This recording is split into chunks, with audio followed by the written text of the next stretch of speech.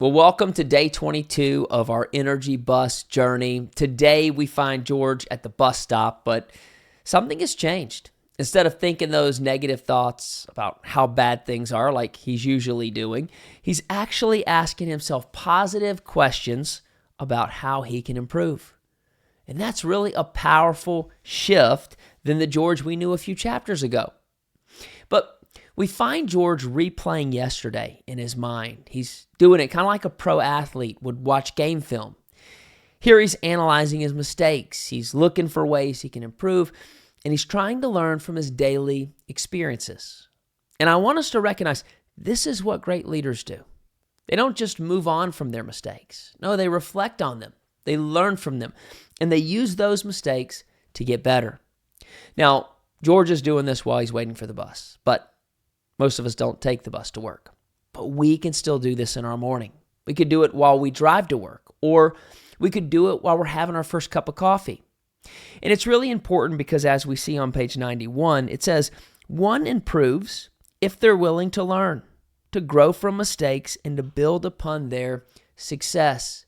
That's what this practice of reflecting on yesterday does for us. But the next sentence I found was also important. It says, George knew this, but he had forgotten it somewhere along the way. He had stopped learning. He had stopped growing. And that's dangerous for us to do as leaders because it's easy to get lost going through the motions. But if we stay caught up in that current for too long, here's what I find. The business will pass us by, our team will pass us by, and even the opportunities that we could have in our future will just pass us right by. That's why our goal as leaders should be to be engaged, to be growing every single day with one simple focus, and that is to make today better than yesterday. And one of the ways I keep myself engaged and focused is right inside of my morning routine.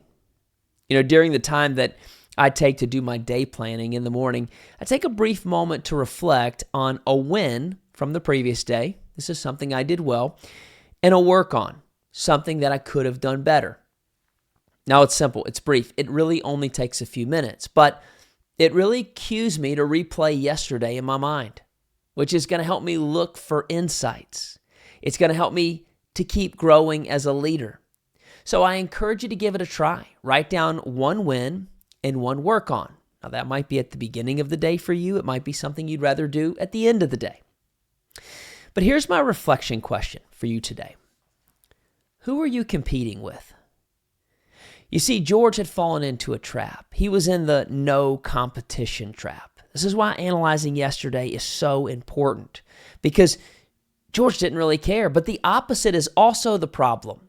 We're not even thinking about yesterday because our eyes are fixed on chasing somebody else at all cost, trying to prove that we're better than others.